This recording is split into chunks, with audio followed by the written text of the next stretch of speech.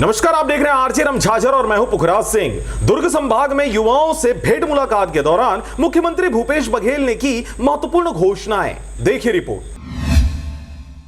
राज्य के युवाओं को आगे बढ़ाने के लिए स्वामी विवेकानंद टेक्निकल यूनिवर्सिटी में सीईओ यानी सेंटर ऑफ एक्सीलेंस की स्थापना की जाएगी। 15 करोड़ की लागत से इसे तैयार किया जाएगा, जहां 10,000 वर्ग फीट में स्टार्टअप इकाइयों के लिए स्थान एवं लैब उपलब्ध होगा। मुख्यमंत्री भूपेश बघेल ने बेंगलोर जीएसटी प्राधिकरण द्वारा छात्रावास में रहने वाले छात्रों के लिए 12% जीएसटी लगाने के निर्णय का उल्लेख करते हुए इस निर्णय को वापस लेने भारत सरकार से अनुरोध करने की बातें भी कही गई है। यदि ऐसा नहीं होता है तो 12% जीएसटी राशि का भार छत्तीसगढ़ सरकार वहन करेगी।